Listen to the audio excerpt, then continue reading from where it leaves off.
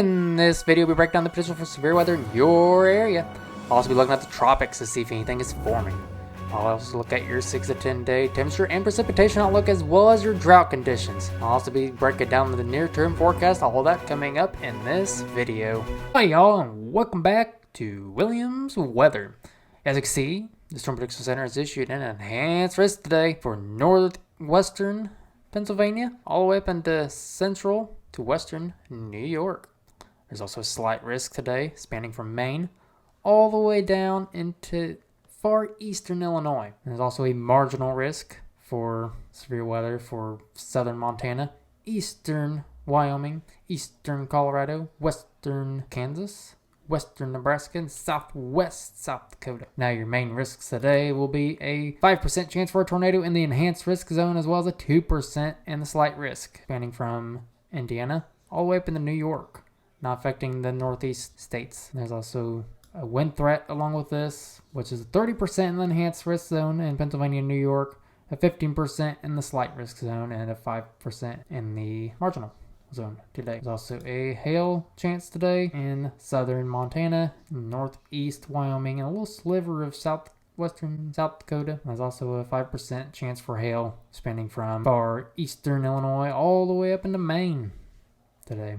Now your day 2 severe weather outlook. It's going to affect the northeast states spanning from Maine all the way down into northeast Virginia. Now your main risks for that are going to be a 2% low-end tornado threat from Maine spanning all the way down into New Jersey. And wind threats for tomorrow is a 15% spanning from Maine all the way down to Virginia in the slight risk area.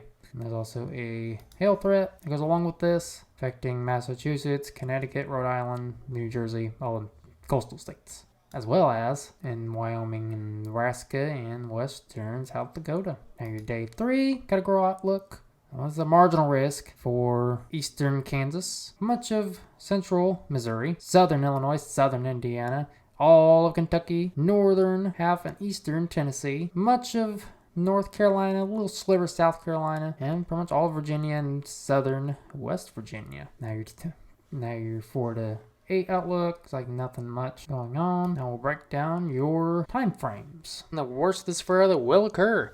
Starting off at 2 o'clock, rain in northern Indiana. Nothing severe just yet as of 2 o'clock. 3 o'clock, some clusters of storms in the enhanced risk zone in northern Pennsylvania. Then making some small hail. Now right around 4 o'clock, from still firing up northern Pennsylvania near Ithaca. I'm entering Syracuse. Now let's go to 5 o'clock tonight. Storms Renegades firing up just east of Erie, just southeast of Buffalo, New York, heading into Ithaca. Now around 6 o'clock tonight, big storms in New York near Olean.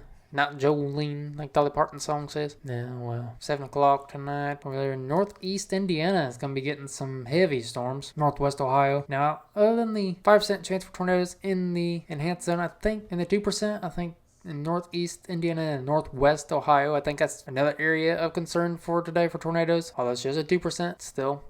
I think you got to be weather aware in northeast Indiana and northwest Ohio today, right around 7 o'clock, as these are going to be nocturnal tornadoes, if there's any of that form. As you see at 8 o'clock and 9 o'clock, northeast of Muncie, big hail core forming up there. Some renegades along the line here, south of Toledo. Lots of renegades forming at 9 o'clock. I think that's the worst, when the worst of this severe weather will occur for Indiana and Ohio, right around 8 to midnight tonight. Now the enhanced risk zone, I think the worst of that will occur after midnight tonight. You'll see some heavy rain again heading into Columbus as it tapers off into early Monday morning. Now let's look at your parameters, like your significant tornadic parameters, your service-based CAPE. Let's look at those. It's right around 5 o'clock, 6 o'clock, 8 o'clock, right over here. I think that's where you're going to see some of your tornadoes at tonight. Now let's take a look at your service-based CAPE. What fuels those nasty storms, starting off at 5 o'clock. Lots of moisture, lots of fuel for those storms. 6 o'clock, 7 o'clock, as you can see, lots of fuel. Basically, if you're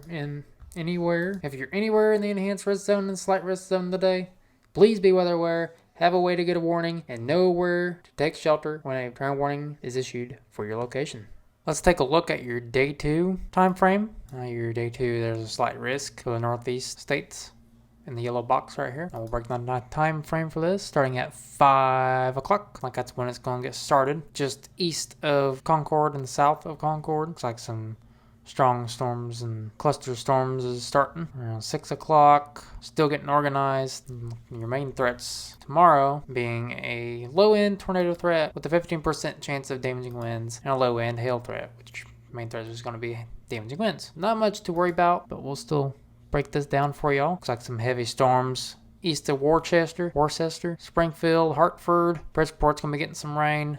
New York's going to be getting rained on. Good old New York City. It's like Providence, Rhode Island, around 8 o'clock. Looks like it's just going to be a QLCS squall line rolling through the area tomorrow. So if you're in the slight risk tomorrow, please be weather aware. Day 3, marginal risk. This is what the radar could possibly look like. Not guaranteed, but this gives us a basic understanding of what it could look like. And this could be upgraded to a slight risk that it is 3 days out. So we'll just give you a basic run of what it could like from 8 to noon, 11 o'clock. Heavy rain right here in southern Indiana. Of course, this is the GFS. This is the low resolution long range model. So it's not going to show you very much, but it's just a basic understanding what it could look like. Now, we'll have updates on the Williams Weather Facebook page. So please give that a follow if you want to know more of what this will possibly look like. And I will update y'all. Now, we'll go take a look at the excessive rainfall outlook. Now, your day 1 excessive rainfall outlook.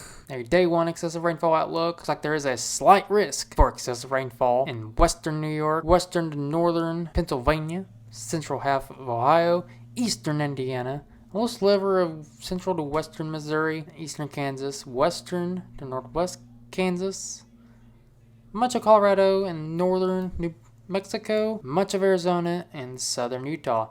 Now, over here in the Four Corners region, where my hand arrow is at, the reason why there's a excessive rainfall, reason why the excessive rainfall outlook is a slight risk is because of monsoon season being on some steroids. They're getting hammered over there, which is well needed, as we will look at the drought monitor later in this video. Now, your day 2, same thing over here in the Four Corners, so a slight risk in the same areas, except there's a slight risk for southeastern Nebraska, northeastern Kansas, central to northern Missouri, central to western Illinois, much of Tennessee, western North Carolina, northern Georgia, southern West Virginia, and eastern Kentucky. Now your day 3 outlook looks like eastern Missouri, southern Illinois, southern Indiana, northeast Kentucky, southern Ohio, western West Virginia, northeast Tennessee, and the Four Corners again. Now let's take a look at your drought conditions. Now looks like the western portion of the United States is getting a pretty bad drought. Now the monsoons should help the Four Corners area out, which they're under a severe drought to an exceptional drought. So the monsoons should help y'all out. But over there in California, looks like there's no relief for y'all, unfortunately. Now the Midwest to Ohio Valley, looks like there is some relief for y'all. In Texas, looks like y'all are in an exceptional drought. And we'll go take a look at what the Climate Prediction Center says about the temperature outlook. Now, it looks like the next 6 to 10 days, it's going to remain hot. Looks like the next 6 to 10 days, it's going to be hot for much of the country again. That's what I made off the charts, except for the southwest part. Now, your 8 to 14 days, about the same thing. Northwest part of the country is going to be below normal. Now, your 6 to 10 days for precipitation, looks like there is some relief out west for precipitation, as well as the middle part of the country. The northern part of the country is going to be dry. The northeast part of the country is going to be dry. Now your 8 to 14 day outlook, the central part of the country is going to be abnormally dry. Your southern part of the country is going to be above average, and your west, where it's really dry and they need the rain, it's going to be above normal. Now let's go take a look at your tropical storm outlook, see if there's any tropical storms forming. It looks like we do have something forming out in the eastern Pacific with a 2-day. It looks like we do have something forming in the eastern Pacific with your 2-day prediction of 40% and your 5-day prediction of 80%. So it looks like this will happen. Not going to affect anybody, but still, tropical storm out here. Now we'll break down the near-term forecast to see what's going to come up. Now starting off Monday, some showers out here in the plains in the northeast. There's a marginal risk right here. Now I'm taking this out into the future to Tuesday. Monsoon season's happening in the Four Corners region, Utah, Arizona, New Mexico, Colorado. Now in the plains, not much going on. Rain over there in the Ohio Valley, well needed. More rain by Thursday. More rain in the mountains out west. Like Tennessee's going to be getting lots of rain this week. And it takes us out to Saturday. More rain's out in the plains. Basically, just much of the country's going to be seeing some well needed rain this week. Now, your temperature outlook for this week, it's going to be hot again.